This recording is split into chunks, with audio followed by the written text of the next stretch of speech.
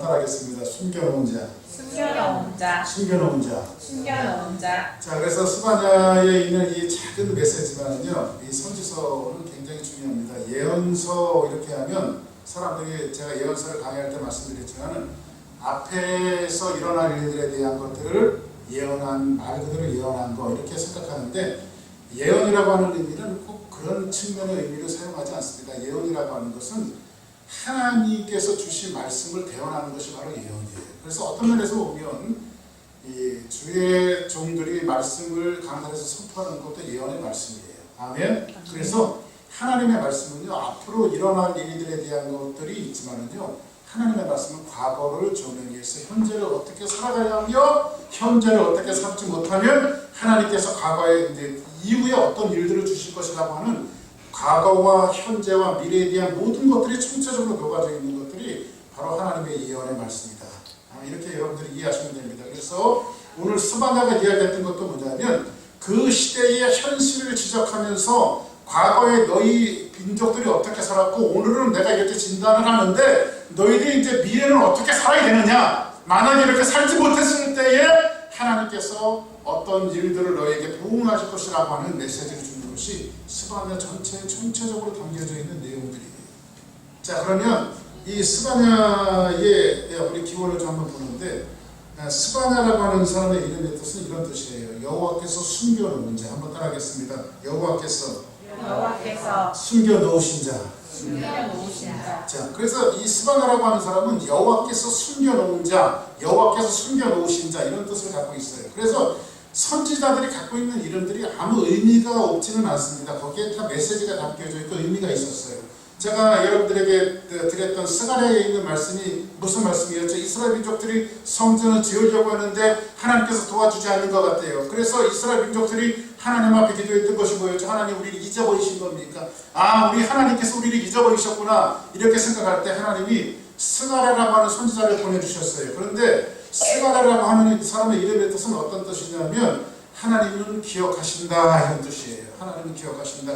나는 너희를 잊어버린 것이 아니라 너희들을 기억하고 있었어. 그러면 스가랴 선지자가 온 자체가 메시지인 거예요. 하나님이 너희를 잊어버린 것이 아니라 기억하고 있다. 그러면 오늘 스바냐라고 하는 스가랴 좀 이름이 비슷하죠? 스바냐라고 하는 이 선지자의 이름의 뜻은 뭐냐면 하나님께서 숨겨놓은 자라고 하는 말씀인데, 하나님께서 숨겨놓은 자라고 하는 이 메시지가 굉장히 말씀 속에 담겨져 있는 이 메시지가 여기에 있어요. 그러면 스바냐는 누구냐? 먼저 스바냐 선지자를 좀 알아야 우리가 전체적인 그 성경을 이해할 수 있으니까, 스바냐는 누구냐면 스바냐는요, 그 기원이 왕족이에요. 왕족.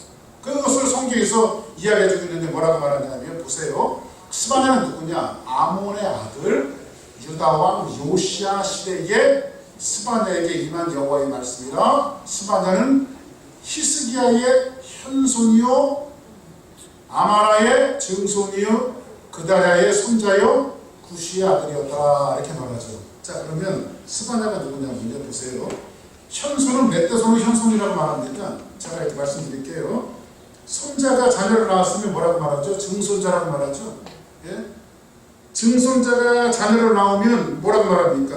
고손자라고 말해요. 고손자. 그죠? 근데 고손자가 자녀를 낳으면 그 사람을 뭐냐면 현손자라고 말하는 거예요. 그러니까 히스기야는 누구죠? 여러분들, 히스기야가 유명한 왕이죠. 유다의 왕으로서 종교 개혁을 하고 하나님의 말씀대로 살려고 노력했고, 그리고 죽을 병이 걸렸을 때 벽을 대고 하나님 앞에 기도하면서 15년 동안 생명을 연장받았던 그 유명한 왕이 히스기야 왕 아닙니까? 그러면 히스기야라고 하는 왕의 4대 손이 누구냐면 바로 스바냐예요. 그러니까 스바냐는 누구냐? 왕족이죠. 왕족의 혈통이에요. 그러면 히스기야에게는요, 왕이 된 혈통과 왕이 되지 않는 혈통들이 이 말씀을 통해서 두 개로 나눠주는데, 히스기야는 이래요. 히스기야가 굉장히 선한 왕이 아닌데 아들을 낳았어요. 근데 유다 민족 중에서 가장 악한 왕이 있었어요. 그 악한 왕이 누구였냐면 바로 므낫세예요. 므낫세가 15년 동안 생명을 연장받고 그 다음에 낳은 아들이 누구냐면 므낫세인데, 그래서 어떤 신학자들은 그런 얘기를 합니다. 차라리 그냥 히스기야가 그때 죽었으면 므낫세를 낳지 않는 건데, 그래서 여러분들 아버지가 좋은 왕이고 착하다고요 꼭 자식이 꼭 그런 사람이 나오는 게 아니에요. 아버지는 선대왕은 정말 하나님을 신실하게 섬겼고 하나님 앞에 영광 돌렸고 말씀 붙들고 살았는데 그 자식은 나라를 다 말아먹었어요. 놀았어요. 가장 악한 왕이에요. 그 다음에 그 아들이 그 아들 이름이 이 사람도 별로 신실한 왕이 아니었는데 아몬이에요. 아몬. 그때 또 아몬이라고 하는 이 악한 왕 속에서 또 기가 막히게 또 형구지 하나 나와요. 그 사람이 누구냐면 바로 요시아예요. 요시아. 근데 요시아 왕은 8살 때 왕이 돼갖고요. 평생을 하나님을 위해서 살았던 사람이에요. 평생을 하나님을 위해서. 이렇게 왕족의 혈통이 있고요. 또 그 다음에 왕이 되지 않는 족보가 있는데 오늘 성경에 보니까 누구 나오죠? 아마랴, 그다랴, 구시, 그 다음에 아들이 스바냐예요. 스바냐. 그래서 스바냐는 누구냐면 이렇게 생각하시면 돼요.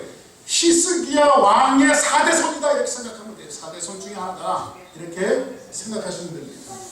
그러면 이 스바냐의 이름의 뜻이 뭐라고요? 하나님께서 한번 따라하겠습니다. 하나님께서 숨겨놓은 자. 자, 그럼 보세요. 스바냐 선지자가 활동했던 시대는 언제일까요? 어느 왕 때예요? 자, 성경이 정확하게 나오죠. 아몬의 아들 유다와 요시아의 시대에 스바냐에게 임한 영광이 받습니다. 그러면 스바냐는 누구 때 활동한 선지자예요? 요시아 시대에 활동한 선지자예요. 자, 그러면 요시아 왕은 누구였냐면요. 요시아 왕은 몇 살 때 왕이 됐냐면요. 8살 때 왕이 돼요. 8살 때. 우리 교회에 누가 8살 됐어? 그러니까 하여튼 이 초등학교 1학년. 예? 우리 가은이 8살에 가은이 때의 왕이 된 거야. 나라의 왕. 유다의 왕이 됐어요. 예? 여왕마마예요. 여왕. 요시아는 남자죠. 그런데 8살 때 왕이 돼갖고요. 31년을 통치하다가요. 39살 때 죽었어요. 일찍 죽었죠. 39살 때.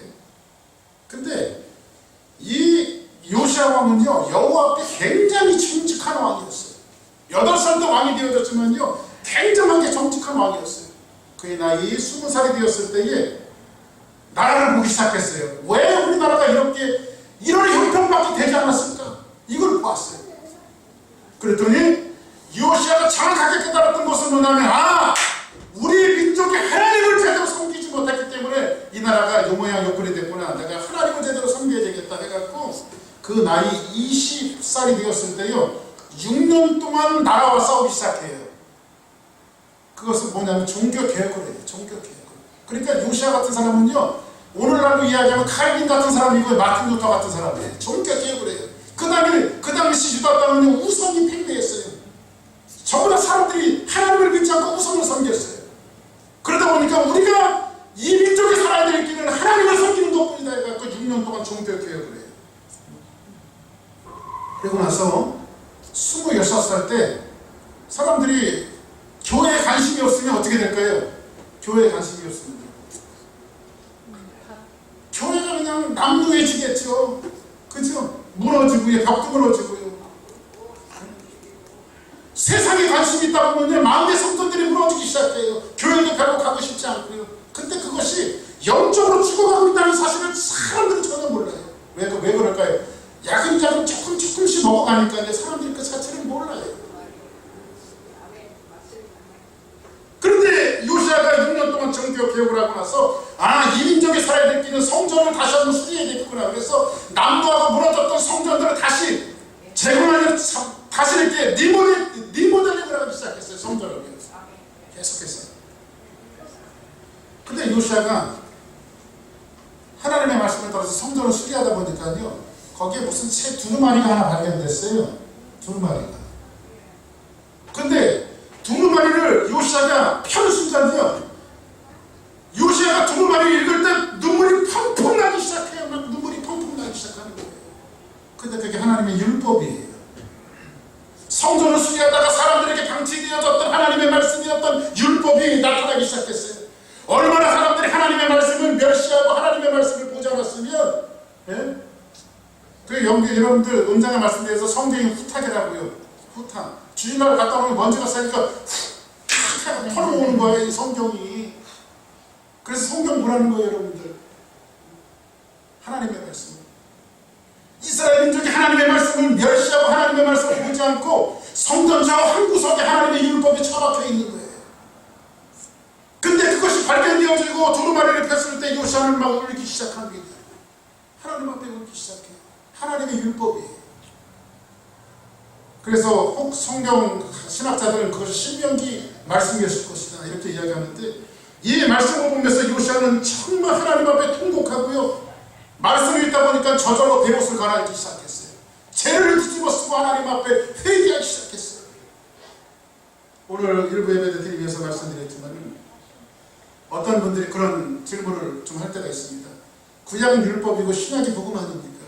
근데 여러분들 그런 관점으로 성경을 이해하는 것은 굉장히 어리석은 관점이에요. 우리의 믿음의 신조 가운데, 우리의 신앙 가운데 뭐가 있죠? 성경 창세기서부터 요한계시록은 무한 하나님의 말씀이라고 하는, 무한 하나님의 말씀이라고 인정하는 것이 우리의 믿음이에요. 그래서 구약은 율법이고 신약은 복음이다 이렇게 이해하는 것은 좀 어리석은 생각이에요. 율법이 뭐로 순화가 되어졌죠? 예수님은 분명히 우리에게 말씀하셨어요. 내가 율법을 폐하라고 온 것이 아니라 율법을 완성시키러 왔다고 말했어요. 근데 예수님이 구약에 나와 있는 율법을 어떻게 완성시켰죠? 십자가에서 온 인류를 사랑하시는 사랑으로 완성시키신 거예요. 그럼 우리는 구약을 바라볼 때 구약을 바라보는 관점은 뭐냐면, 이것이 율법이 아니라 어떻게 내가 사랑의 가슴으로 이 말씀을 실천하고 낼 수 있는가, 여기에 포커스를 둬야지 성경을 나 위주대로 내 마음대로 성경을 해석하면서 그렇게 치부해버리는 것은 굉장히 어리석은 방법이에요.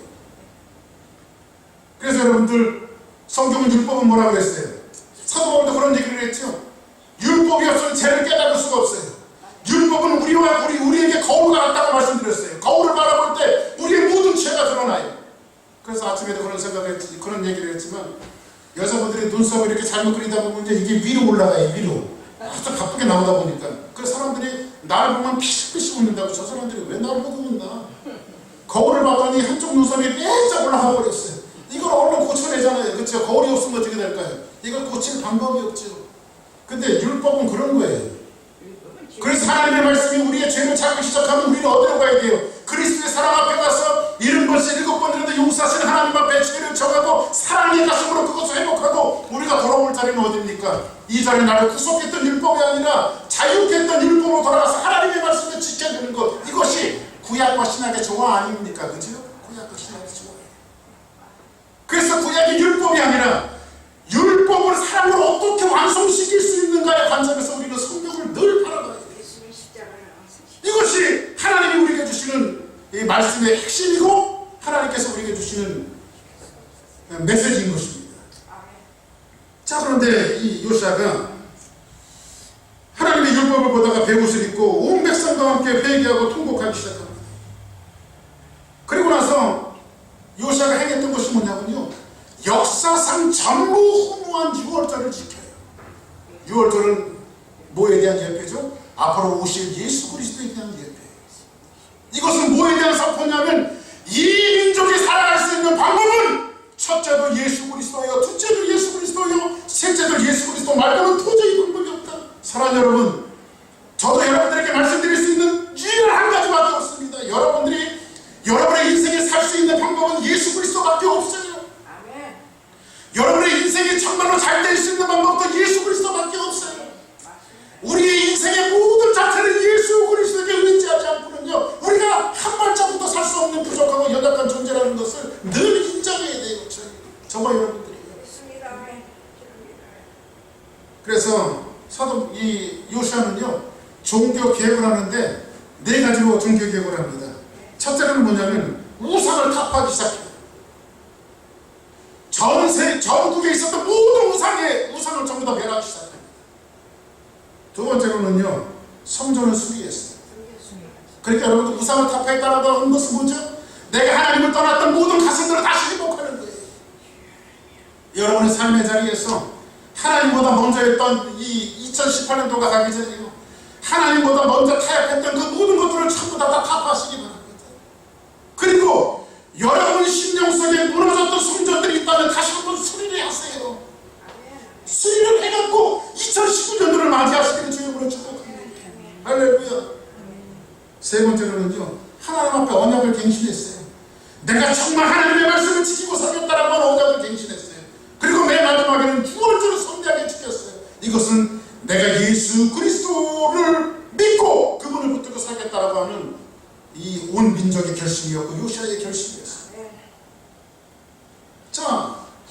네 가지를 가지고 몇 년 동안 통치하냐면 요시아는 31년을 통치를 해요. 대단하죠? 31년. 자, 그러면 스바냐 1장을 보게 되어지면요, 오늘 말씀에 유다 백성들은요, 스바냐가 예언할 당시에 세 가지 종류의 우상을 섬기고 있었어요. 세 가지 종류. 자, 한번 성경 볼까요? 자, 내가 유다와 예루살렘의 모든 주민들을 위하여 손을 떼서 남아있는 노를 바알과 그곳에 멸절하며 그말에 인한 이름과 및 그 제사장들을 아울러 멸절하며. 그래서 여기서 첫째 바알이 나와요. 그 두 번째 한번 봅시다. 그 다음 또 지붕에서 하늘의 무별에게 경배하는 자들에게 경배하며. 그래서 1월 성시에 해와 달과 별에게 절하는 사람들이 있었어요. 그리고 여호와께서 맹세하면서 말감 또는 밀감이라고 하는데, 그것은 먹는 밀감을 얘기하는 것이 아니라 말감, 밀곰이라고 했죠. 밀곰이라고 했는데, 이 밀곰이라고 하는 세 번째 우상의 종류가 나와요. 그러면 첫 번째 봅시다. 첫 번째로는 뭐라고 했어요? 바알이 등장하면 항상 같이 등장하는 여신이 하나 있죠. 그게 뭐죠? 아세라.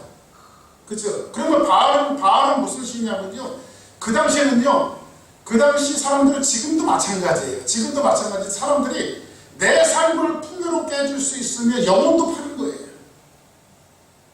비가 오지 않아요.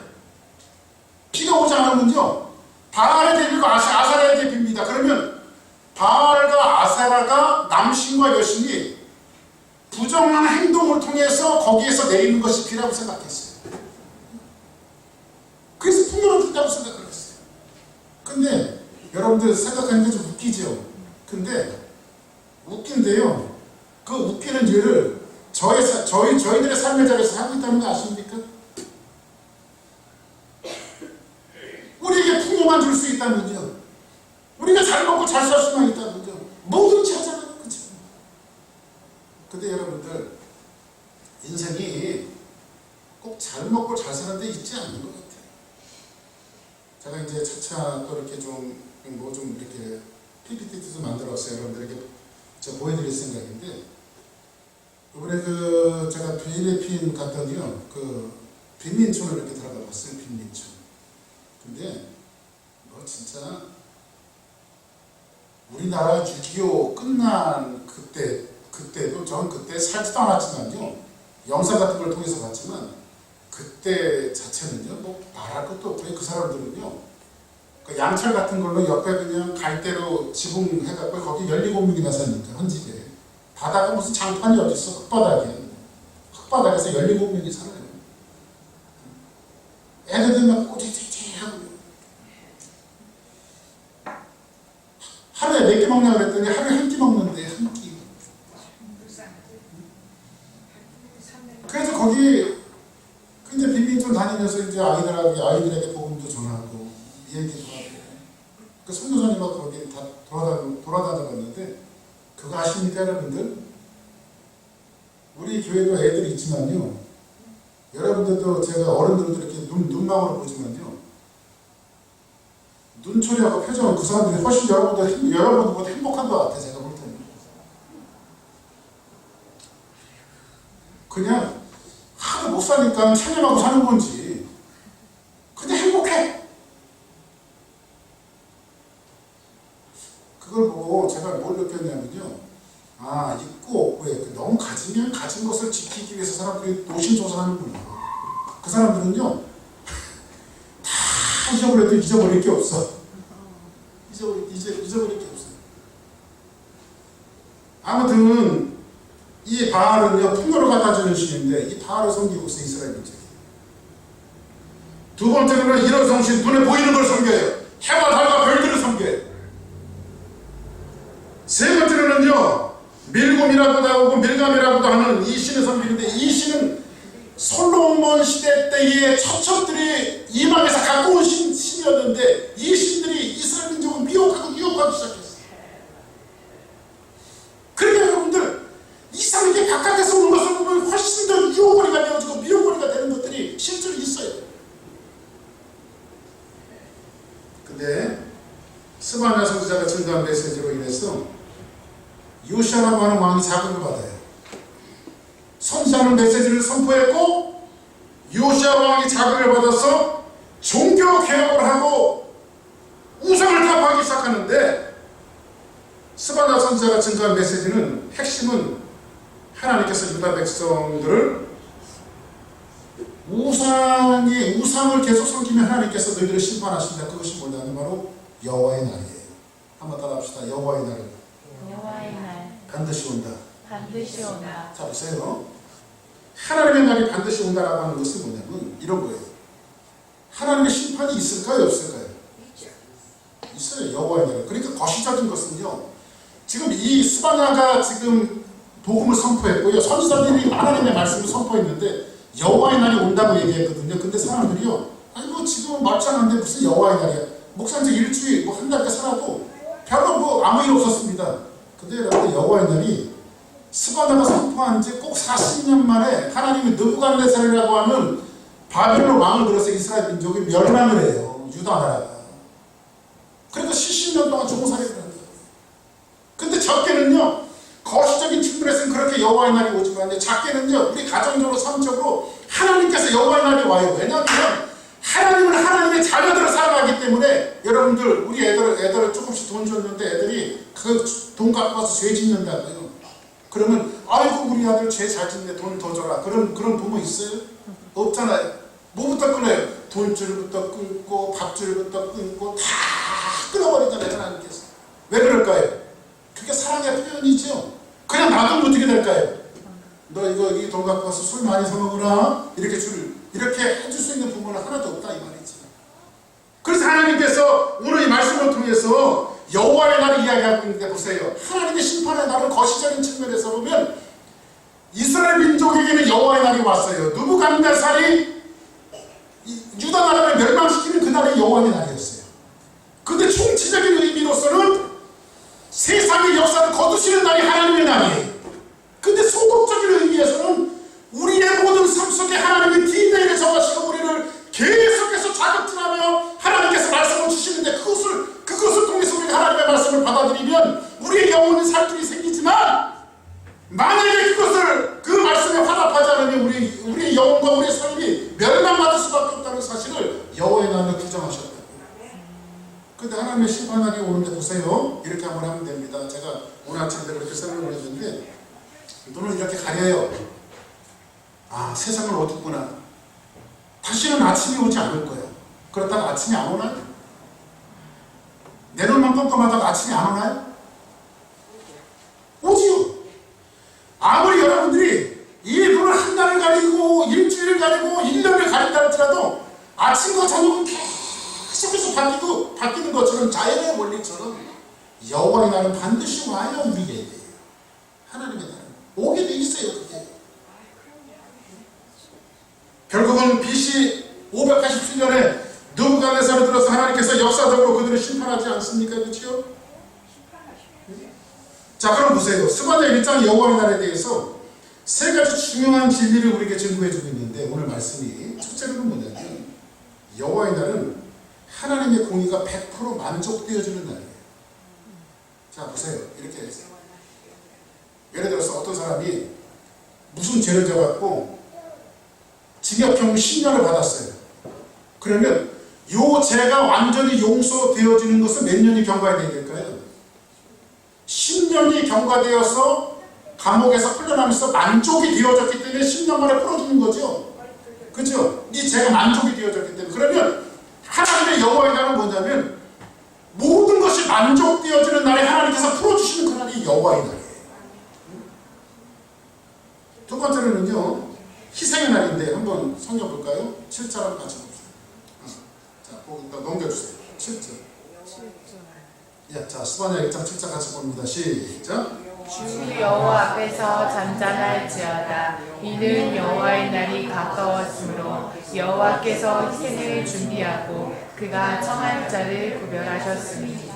그 다음 같이 있습니다. 시작. 여호와의 희생의 날에 내가 방백들과 왕자들과 이방인의 옷을 입은 자들을 벌할 것이며.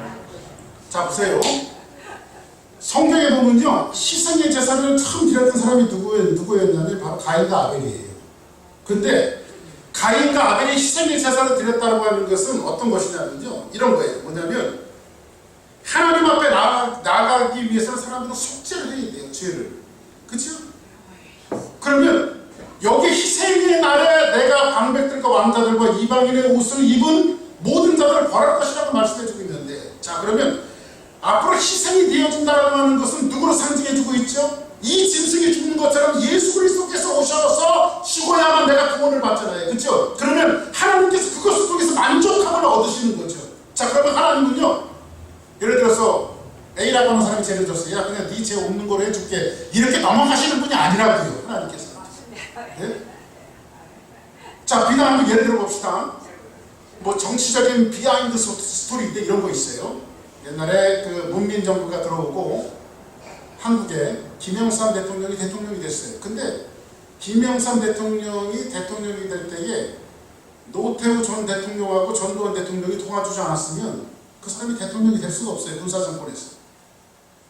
그래서 이 김영삼이라고 하는 분이 그 군사정권하고 야합을 해가지고요, 대통령이 되셨어요. 대통령이 이제 칼자루를 잡고 있다 보니까요, 군사정권들이 죄를 지은 게 너무 많아요. 그러니까 여론이 뭐냐면 이 사람들을 벌을 하지 않으면 자기 대통령 자리도 위험해지겠어요. 그래서 이 사람들을 벌을 해야 될 때 메이커 딜을 했어요. 야, 내가 너희들 그냥 용서해 줄 수는 없고 너희들 감옥에 가라 해갖고 전두환도 잡아놓고 노태우도 잡아놓고 김영삼 대통령이 다 잡아놓았어요. 그러니까 국민들이 막 통쾌했죠. 저놈들 죄송합니다. 워낙 편한 용어로 하다 보니까 제가 교회용어를 쓰게 되는데 다 이렇게 잡아놓았어요. 잡아놓는데, 그리고 나서 김영삼 대통령이 어느 정도 살게 한 다음에 그 사람들을 대통령의 직권으로 상명을 해줬어요. 그러니까 물론 국민 여러분들의 만족함은 없었지만 그래도 역사적으로 역사를 바로 쓴 것이다라고 하는 평가가 나중에 있었죠. 그러니까 만족되어진다는 것이 뭐죠? 그냥 하나님께서 네 죄 없어 이것이 아니라 그 죄에 대한 대가를 반드시 치르게 만드신다는 것인데, 그게 바로 희생제물이라고 해요. 자, 그럼 보세요. 우리는 우리 스스로 우리의 죄악을 용서할 수 있는 능력이 없어요. 그래서 우리는 뭐가 있어야 돼요? 희생의 제물을 드려야 돼요. 우리의 희생의 제물은 누구죠? 예수 그리스도를 우리가 빌리고 하는 거예요. 추러스타요. 예수를 믿었을 때에 우리는 죄가 있지만 예수 그리스도의 보혈을 보고 우리의 죄를 용서해 주시는 거예요, 하나님이요. 아멘입니까? 그것이 만족되어지는 거예요. 자, 보세요. 이스라엘 민족들이 죄를 졌어요. 우상을 섬겼어요. 많은 선지자들이 와서 복음을 증거했어요. 너희들이 바로 돌아오라고, 성전을 재건하라고, 마음의 성전을 다시 수리하라고, 율법을 지켜야 된다고. 근데 그들이 들었어요, 안 들었어요? 선지자들이 그 말씀을 증거하니까 선지자들을 잡아다 죽여요. 바르송이 하니까. 그렇다고 선지자들을 잡아 죽인다고 그날이 안 오냐고. 그날이 오지. 아, 목사님 너무 적나라하게 말씀 증거하시는 것이 아닙니까? 저 목사 죽여야 되겠다. 박부선을 죽인다고 그날이 안 오냐고. 아침이 되면 저녁이 오고 저녁이 되면 아침이 되는 것처럼 그날은 반드시 오게 돼 있어요. 그것은 내 개인적으로도 오고 국가적으로도 오고 역사적으로도 와요. 그것은 하나님은 왜냐면 죄에 대한 대가는 반드시 찾으시는 분이기 때문에 그래요. 하나님이 가장 싫어하는 것은 뭐예요? 죄를 싫어하세요. 죄하면 넌골머리가 나시는 분이에요. 그래서 하나님은 뭐가 싸우시다면 죄와 자꾸 싸우세요. 그리고 하나님을 섬기는 사람들이 죄로부터 분리되어지기를 원해요. 그리고 회개하기를 원해요. 사랑하는 여러분, 탕자가 죄를 저질러 나갔어요. 그리고 화를 방탕했어요. 근데 아버지가 그냥 놔뒀나요? 돌아오는 그에게 그를 너 죄 졌으니까 나가 그러지 않으셨죠. 그를 품에 안고 그를 감싸주셨어요. 이것이 주님의 심정이죠. 그러니까 우리에게 하나님께서 그 대가를 치르게 만드시는 것은 우리를 싫어서도 아니고 미워해서도 아니라 우리를 사랑하시기 때문에 그러는 거예요. 근데 이스라엘 민족들이 하나님의 말씀을 지키지 않으니까 하나님께서 공의를 어떻게 하셨죠? 느부갓네살을 들어서 70년 동안 유다 민족들이 노예 생활을 하게 만드셨어요. 그리고 70년이 지나니까 어떻게 됐죠? 70년 감옥살이를 하고 나니까 하나님의 마음에 공의가 만족이 되어진 거예요. 너희들 70에서 하나님께 풀어줄게. 하나님께서 만족이 되어진 것이죠. 자, 그래서 성경은 뭐라고 말하냐면, 자, 형벌을 받아야, 벌을 받아야 공의가 만족이 되어져요. 자, 그러면 이렇게 생각하시면 돼요. 저를 보세요. 우리가 죄를 졌으면 벌을 받아야 하나님께서 만족하신다. 이렇게 얘기할게요. 저희 어머니가 이번에도 만나서 저희 어머니가 그런 얘기를 했는데, 이제 저희 어머니한테 그런 얘기를 했습니다. 어머니, 난 참 어릴 때부터 어머니한테 많이 얻어터졌어요, 제가. 그랬어요. 그랬더니 저희 어머니가, 아, 내가 이렇게 많이 때렸나, 한국사를? 아니, 툭 하면 때리셨어요, 저를. 그러니까 저희 어머니가 웃으면서 그러는 거예요. 네가 말 안 들어서 때렸지, 뭐. 그런데 저희 어머니 그런 얘기를 하세요. 이제 고등학생과 뭐 2학년, 3학년 되니까요, 이렇게 저희 어머니가 잘 쓰셨던 무기가 빗자루인데, 빗자루로 이렇게 한 번씩 때려도요, 내가 티를 하는 거야. 내가 이제 건강하니까. 근데 제일 분했을 때가 언제냐면요, 제가 고등학교 2학년 때래요. 저는 기억도 안 나는데, 저희 어머니가 빗자루를 딱 때리니까 빗자루를 딱 잡고, 엄마 이러지 마. 왜 날 자꾸 때리려고 그래. 이걸 딱 잡으니까요, 저희 어머니가 사시나무 떴으시면 분해갖고요, 막 그때 생각이 나더래요. 그 저희 어머니가 그때 뭐라 그러냐면, 울면서 제발 2대만 맞아라. 2대만 맞아라. 저희 어머니가 저한테 사정을 했더니 제가 종아리를 걷어갖고 대드래요. 그래서 2대를 때렸대요. 우리 어머니 공의가 만족되기 위해서는 제가 2대 맞아야 됩니다. 제가 2대를 맞춰야 됩니다. 하나님의 공의가 만족되어지기 위해서는 죄에 대한 형벌을 받아야 되는 거예요. 그죠? 자, 14절에 보니까 이렇게 말하고 있어요. 볼까요? 여호와의 큰 날이 가깝도다 빠르도다. 여호와의 날이 소리로다. 용사가 거기서 심히 슬퍼하는구나. 자, 보세요. 용사라고 하는 것은 이런 거예요. 백전백승하고 싸우면 세상과 싸워서 못 이길 것이 없는 강한 사람 이야기예요. 그런데 하나님의 진노 앞에서는요, 용사도 필요 없고 건강한 나라도 필요하고, 하나님이 한번 채찍을 드시면 그 누구도 쓸 수 없다는 거예요. 그게 바로 여호와의 날이에요. 저는 괜찮아요. 아직 괜찮을 거예요. 괜찮을 수 있어요. 그게 아니라 하나님께서 채찍을 드리시다 그러면 세상의 모든 방백들과 모든 나라들이 무너져 내릴 수 있다.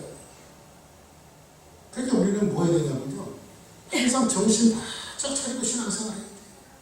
믿음을 가지고. 하나님의 진노를 끌어당기는 어리석은 인생들이 되지 말고요, 시시때때로 여호와의 날이 오기 전에 하나님께 순종하고 순복하는 그런 삶을 살아야 돼요. 여호와의 날이 하나님의 심판이 임할 거예요.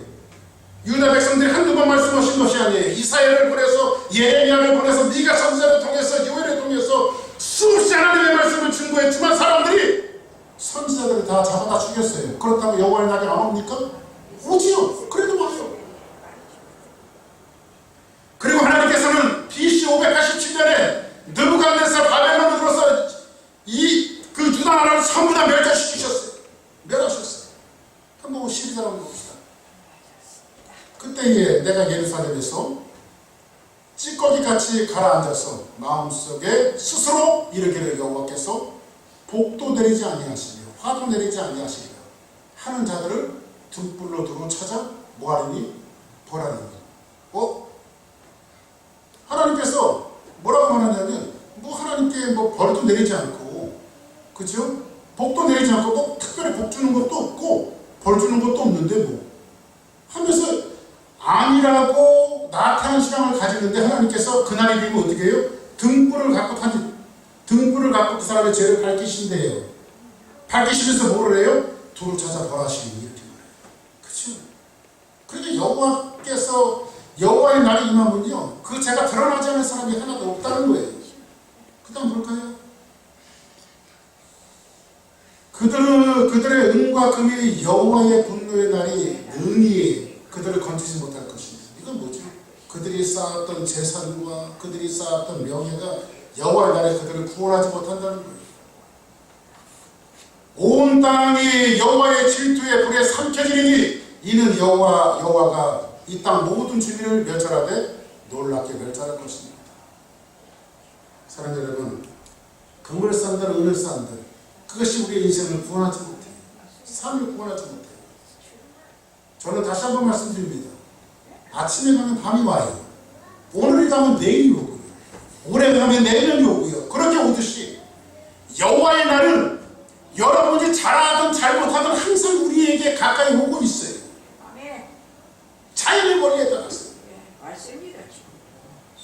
그러면 이렇게 한번 말씀을 정리하면 말씀이 너무 좀 삭막하고 힘들잖아요. 그러니까 구제할 수 있는 길이 있지요. 하나님께서 구제할 수 있는 길이 있는데 그러면 여호와의 날이 오기 전에 우리가 해야 할 일이 뭐가 있을까요? 하나님의 날이 오기 전에 우리가 해야 할 일이 뭐가 있을까요? 자, 2장 볼까요? 2장 1절 보니까 수치를 모르는 백성들아 모일지어다. 자, 이제 모이세요. 얘기할게요.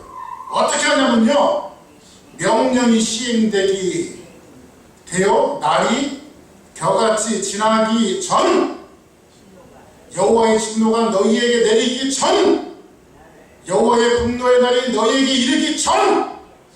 여기서 제일 먼저 많이 나오는 단어가 뭐죠?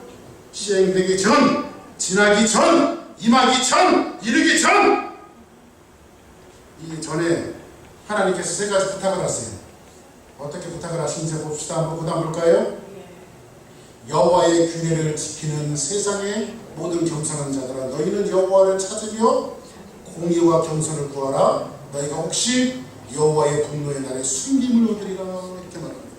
그럼 이건 뭐죠? 첫 번째 뭐예요? 한번 따라합시다. 여호와를 찾자. 할렐루야. 우리 하나님을 찾아야 돼요. 잃어버렸던 하나님을 찾아야 돼요. 옆에 분들하고 인사하세요. 당신이 살 길은 하나님밖에 없습니다. 시작. 당신이 살 길은 하나님밖에 없습니다. 진짜 그렇게 생각하세요? 아멘. 아멘? 진짜 그렇게 생각해야 돼요. 두 번째로는요, 하나님의 공의를 찾으래요. 이 공의라고 하는 것은 뭐냐면요, 제다카라고 하는 그 히브리 말로 썼는데, 이것은 이 제다카는 뭐냐면 하나님을 절대적으로 신뢰하는, 추로스하는 삶이에요. 한번 따라합시다. 하나님을 신뢰하자. 할렐루야. 세 번째로는요, 겸손을 구하래요. 하나님은 교만은 하나님이 없어도 자신의 힘으로 살 수 있다는 생각이 교만이에요. 하나님 조금 제껴나시고 내 힘으로 살아볼게요. 이게 바로 교만이에요.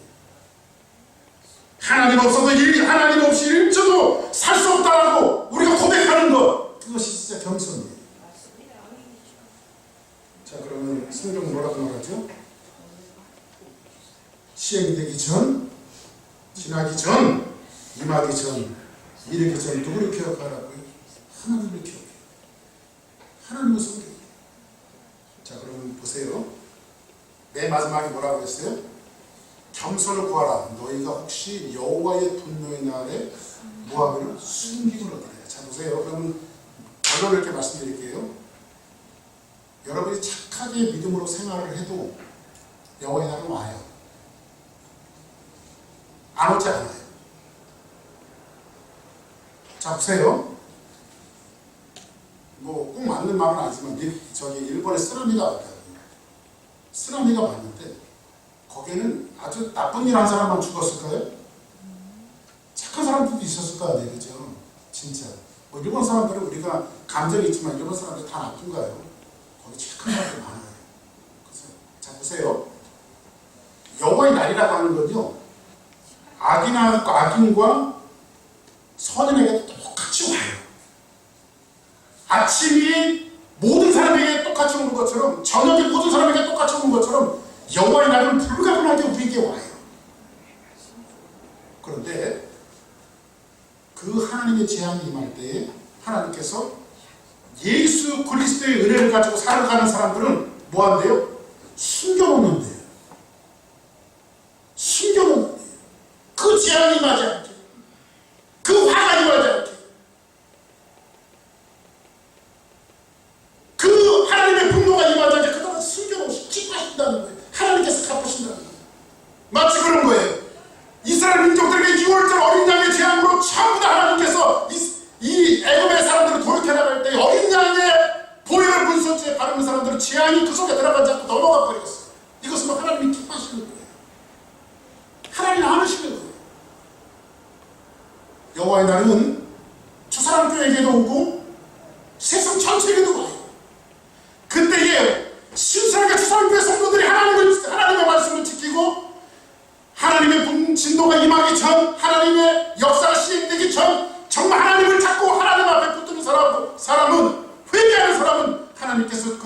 예수 그리스도의 보혈을 보고 우리를 감춰주신다는 거예요. 우리를 숨겨놓는다는 거예요. 이 숨겨놓으시는 그런 역사가 우리 주사랑교회와 우리 모든 삶 속에 임하기를 주님으로 축복합니다. 이것이 작은 스바냐예요. 여호와께서 숨겨놓은 자. 이 숨김의 놀라운 역사를 바라보고 믿음으로 승리하는 우리 모두가 되기를 주님으로 축복합니다.